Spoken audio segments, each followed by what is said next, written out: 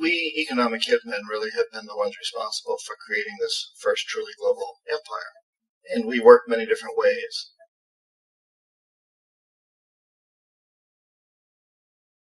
But perhaps the most common is that we will identify a country that has resources our corporations covet, like oil, and then arrange a huge loan to that country from the World Bank or one of its sister organizations.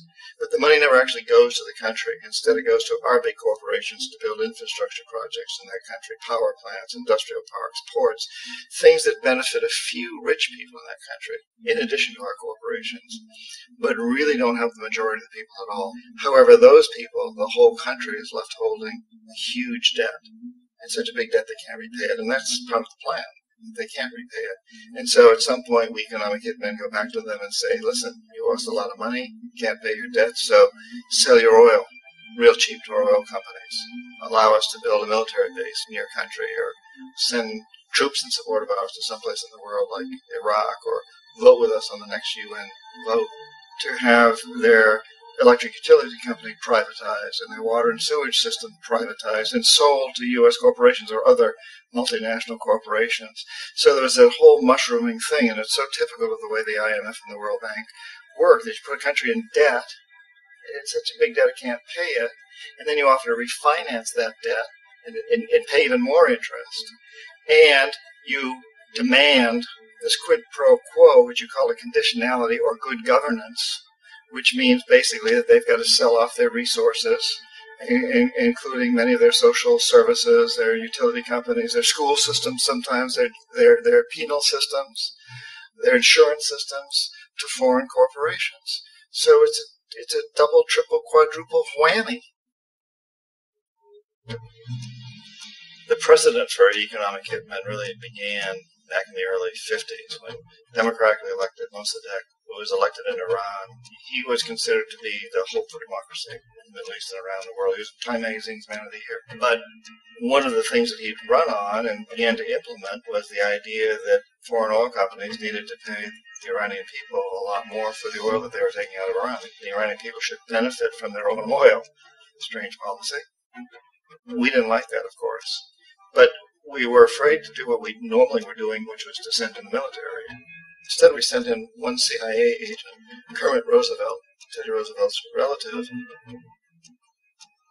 And Kermit went in with a few $1 million and was very, very effective and efficient. And in a short amount of time, he managed to get Mossadegh overthrown and brought in the Shah of Iran to replace him, who always was favorable to oil. And it was extremely effective. Bombs overflow Tehran. Army officers shout that Mossadegh has surrendered and his regime as virtual dictator of Iran is ended. Pictures of the Shah are paraded through the streets as sentiment reverses. The Shah is welcomed home. So back here in the United States, in Washington, people looked around and said, wow, that was easy and cheap.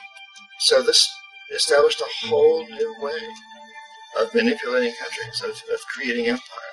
The only problem with Roosevelt was that he was a card-carrying CIA agent, and had he been caught, the ramifications could have been pretty serious. So very quickly at that point, the decision was made to use private consultants to channel the money through the World Bank or the IMF or one of the other such agencies, to bring in people like me who worked for private companies, so that if we got caught, there would be no governmental ramifications.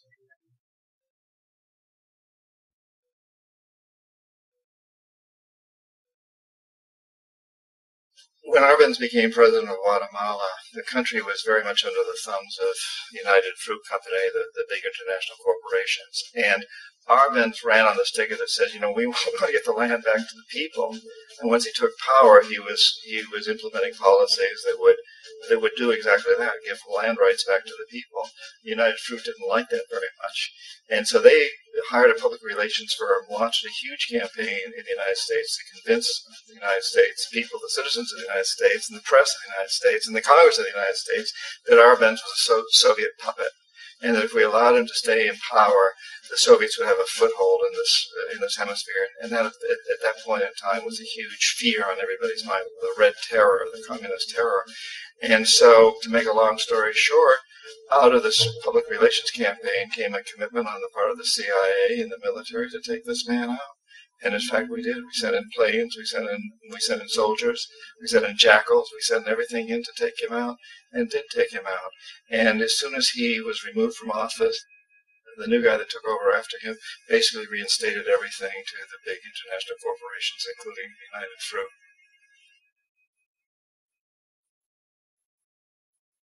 Ecuador, for many, many years, had been ruled by pro-U.S. dictators, often relatively brutal. Then it was decided that they were going to have a truly democratic election. Jaime Roldos ran for office. And his main goal, he said, as president, would be to make sure that Ecuador's resources were used to help the people. And he won, overwhelming, by more votes than anybody had ever won anything in Ecuador. And he began to implement these policies to make sure that the profits from oil went to help the people. Well, we didn't like that in the United States.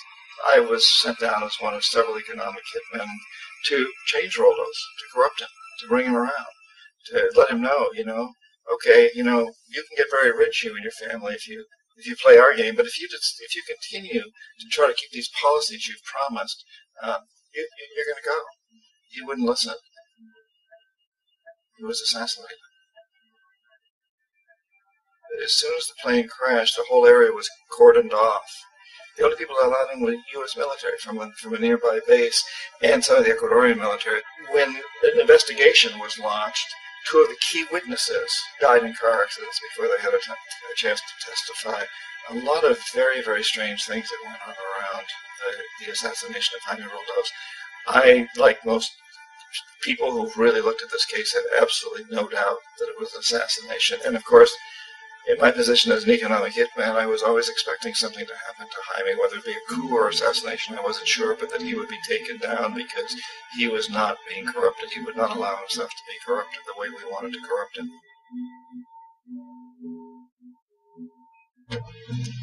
Omar Torrijos, president of Panama, was, one of my favorite people. I really, really liked him. He was very charismatic. He was a guy who really wanted to help his country. And when I tried to bribe him or corrupt him, he said, look, John, he called me Juanito. He said, look, Juanito, I don't need the money.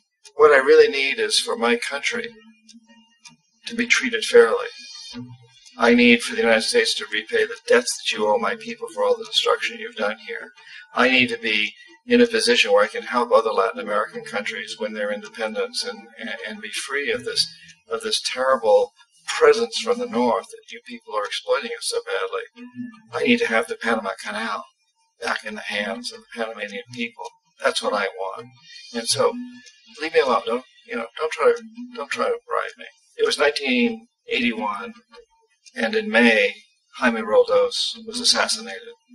And Omar was very aware of this. Torrijos got his family together and he said, I'm probably next, but it's okay because I've done what I came here to do. I've renegotiated the canal. The canal will now be in our hands. He just finished negotiating the treaty with Jimmy Carter. In June of that same year, just a couple of months later, he also went down in an airplane crash, which there's no question was executed by CIA-sponsored jackals. Tremendous amount of evidence that one of Torrijos' security guards handed him at the last moment as he was getting on the plane a tape recorder, a small tape recorder that contained a bomb.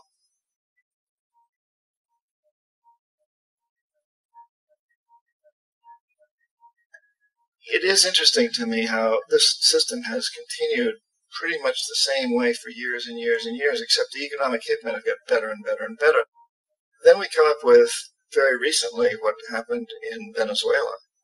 In 1998, Hugo Chavez gets elected president, following a long line of presidents who had been very corrupt and basically destroyed the economy of the country. And Chavez was elected amidst all that. Chavez stood up to the United States, and he's done it primarily demanding that Venezuelan oil be used to help the Venezuelan people. Well, we didn't like that in the United States. So in 2002, a coup was staged, which is no question in my mind, most other people's minds, that the CIA was behind that coup.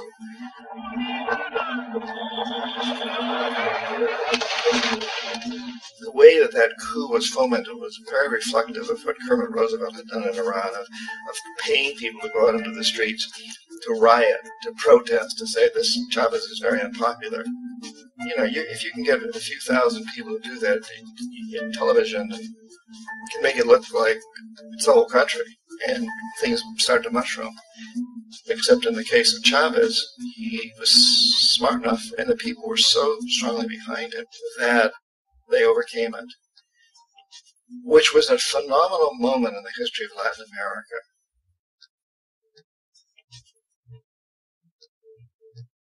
Iraq actually is a perfect example of the way the whole system works. So we economic hitmen are the first line of defense. We go in, we try to corrupt governments and get them to accept these huge loans, which we then use as leverage to basically own them. If we fail, as I failed in Panama with Omar Torrijos and in Ecuador with Jaime Roldos, men who refused to be corrupted, then the second line of defense is we send in the jackals. And the jackals either overthrow governments or they assassinate. And once that happens, when a new government comes in, boy, it's going to toe the line because the new president knows what will happen if he doesn't. In the case of Iraq, both of those things failed. Economic hitmen were not able to get through to Saddam Hussein. We tried very hard. We tried to get him to accept a deal very similar to what the House of Saud had accepted in Saudi Arabia, but he wouldn't accept it. And so the jackals went in to take him out. They couldn't do it. His security was very good. After all, he had one time worked for the CIA. He'd been hired to assassinate a former president of Iraq and failed, but he knew the system. So in 91, we send in the troops and we take out the Iraqi military. So we assume at that point that Saddam Hussein is going to come around. We could have taken him out, of course, at that time, but we didn't want to. He's the kind of strong man we like. He controls his people.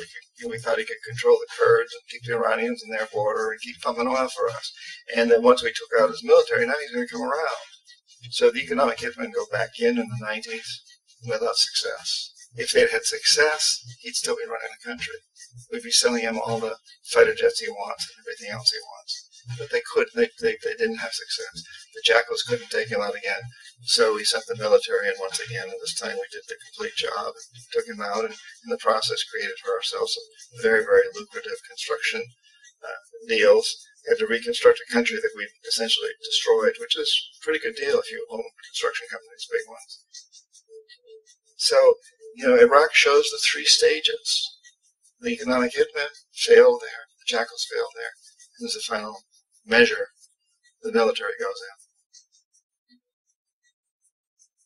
in. And in that way, we've really created an empire. But we've done it very, very subtly. It's clandestine. All the empires of the past were built on the military. And everybody knew they were building them. So the British knew they were building it. The French, the Germans, the Romans, the Greeks. And they were proud of it, and they always had some excuse, like spreading civilization, spreading some religion, something like that. But they knew they were doing it. We don't.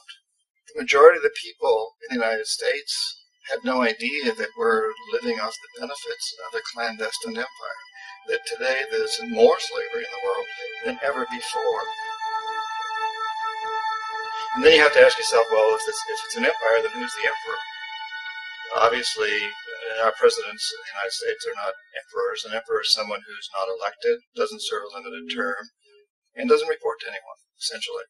So you can't classify our presidents that way. But we do have what I consider to be the equivalent of the emperor, and it's what I call the corporatocracy. The corporatocracy is this group of individuals who run our biggest corporations, and they really act as the emperor of this empire. They control our media, either through direct ownership or advertising. They control most of our politicians because they finance their campaigns, either through their corporations or through personal contributions that come out of the corporations.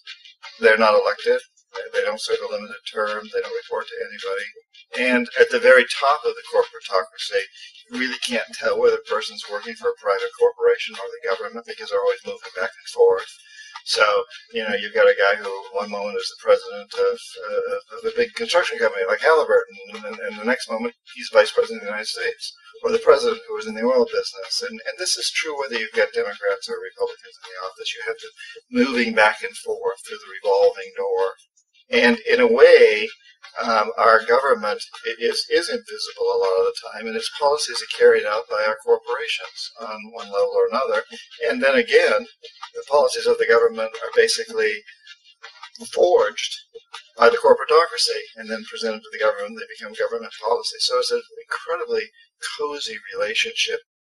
This isn't a conspiracy theory type of thing. These people don't have to get together and plot to do things. They all basically work under one primary assumption, and that is that they must maximize profits regardless of the social and environmental costs.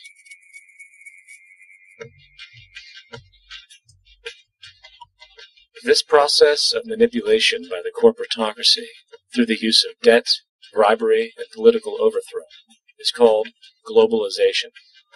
Just as the Federal Reserve keeps the American public in a position of indentured servitude through perpetual debt, inflation, and interest, the World Bank and IMF serve this role on a global scale.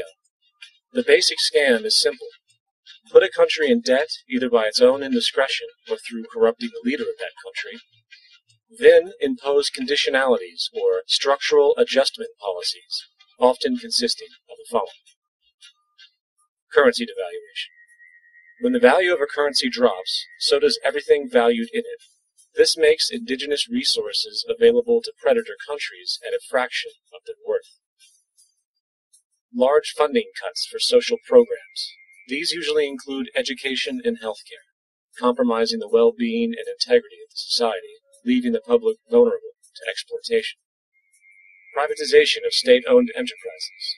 This means that socially important systems can be purchased and regulated by foreign corporations for profit.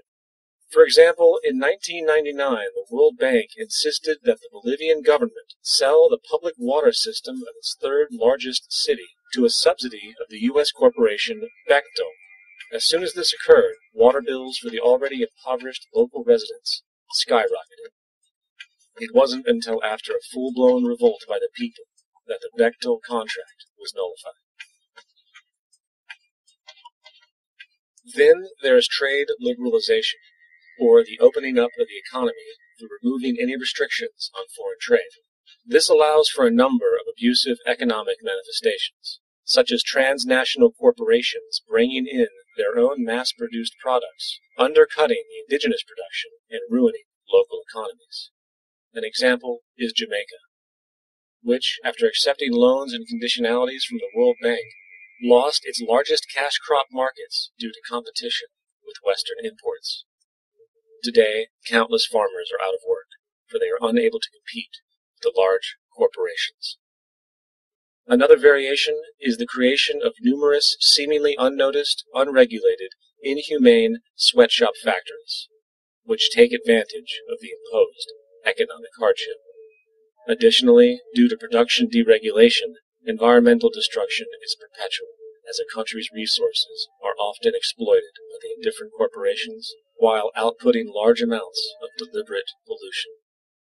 The largest environmental lawsuit in the history of the world today is being brought on behalf of 30,000 Ecuadorian Amazonian people against Texaco, which is now owned by Chevron. So today it's against Chevron, but for activities conducted by Texaco. They estimate to be more than 18 times what the Exxon Valdez dumped into the coast of Alaska. In the case of Ecuador, it wasn't an accident. The oil companies did it intentionally. They knew they were doing it to save money out there rather than arranging for proper disposal. Furthermore, a cursory glance at the performance record of the World Bank reveals that the institution, which publicly claims to help poor countries develop and alleviate poverty, has done nothing but increase poverty and the wealth gap, while corporate profits soar. In 1960, the income gap between the fifth of the world's people in the richest countries versus the fifth in the poorest countries was 30 to 1.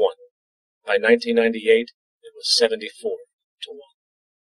While global GNP rose 40% between 1970 and 1985, those in poverty actually increased by 17%, while from 1985 to 2000, those living on less than $1 a day increased by 18%.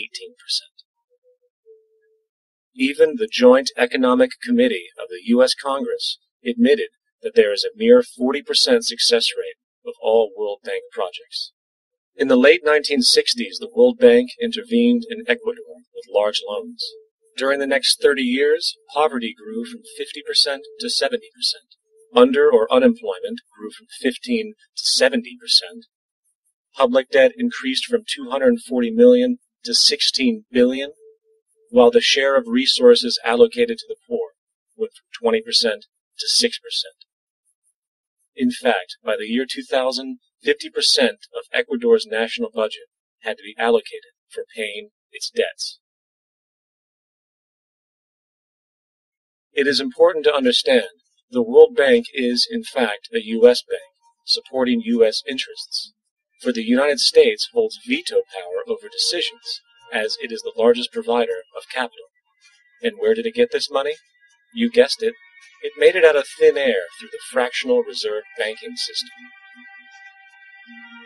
Of the world's top 100 economies, as based on annual GDP, 51 are corporations, and 47 of that 51 are U.S.-based. Walmart, General Motors, and Exxon are more economically powerful than Saudi Arabia, Poland, Norway, South Africa, Finland, Indonesia, and many others. And as protective trade barriers are broken down, currencies tossed together and manipulated in floating markets, and state economies overturned in favor of open competition and global capitalism, the empire expands. You get up on your little 21-inch screen and howl about America and democracy. There is no America. There is no democracy. There is only IBM and ITT and AT&T and DuPont, Dow, Union Carbide, and Exxon. Those are the nations of the world today. What do you think the Russians talk about in their councils of state? Karl Marx? They get out their linear programming charts, statistical decision theories, minimax solutions, and compute the price-cost probabilities of their transactions and investments, just like we do. We no longer live in a world of nations and ideologies, Mr. Beale. The world is a college of corporations, inexorably determined by the immutable bylaws of business. The world is a business, Mr. Beale.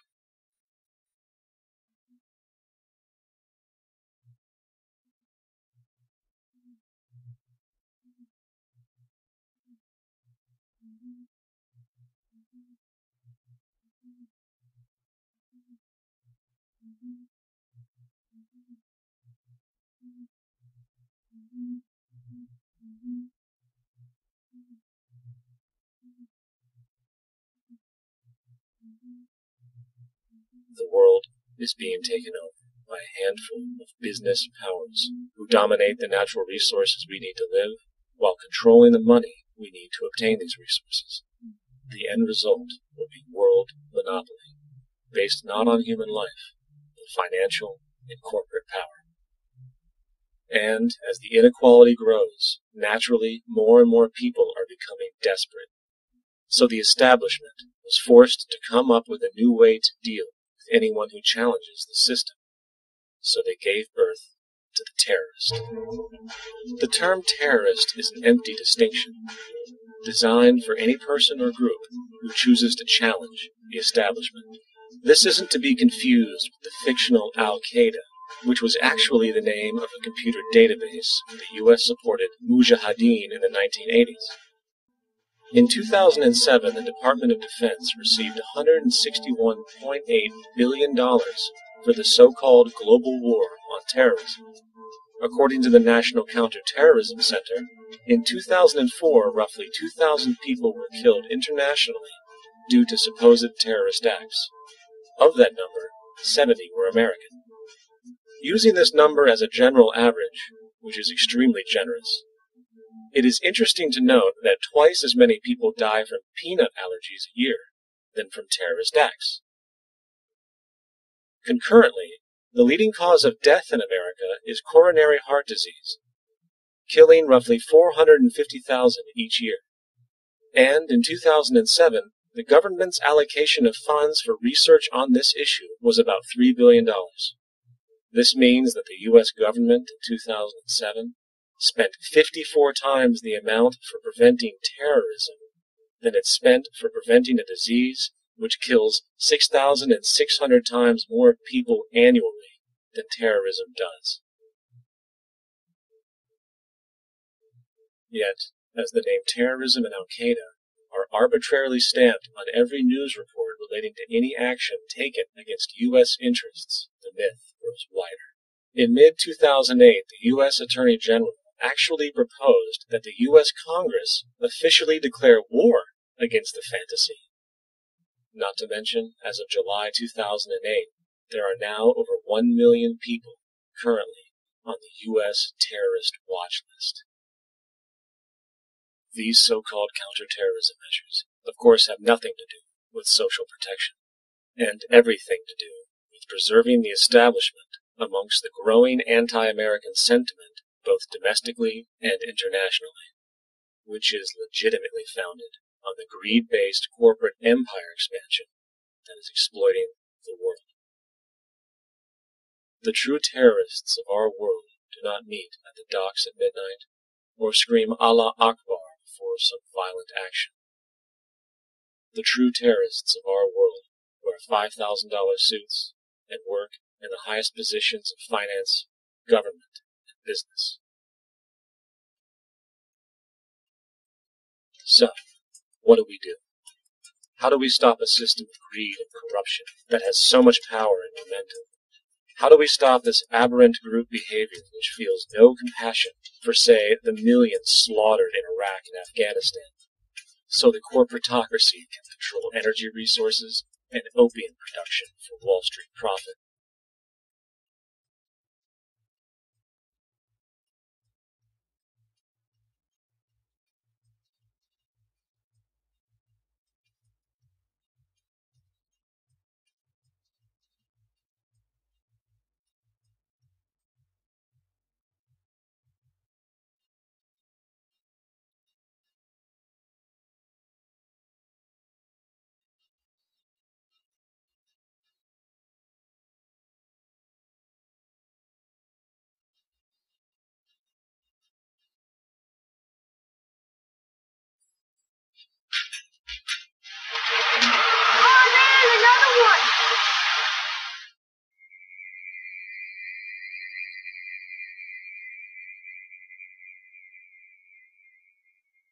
How do we stop a system of greed and corruption that condemns poor populations to sweatshop slavery for the benefit of Madison Avenue? Or that engineers false flag terror attacks for the sake of manipulation? Or that generates built-in modes of social operation which are inherently exploitative?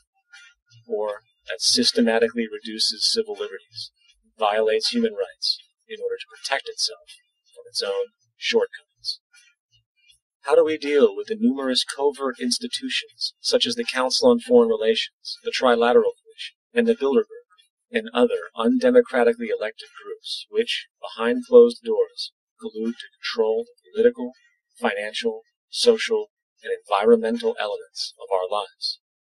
In order to find the answer, we must first find the true underlying cause. For the fact is, the selfish, corrupt, power, and profit-based groups are not the true source of the problem. They are symptoms.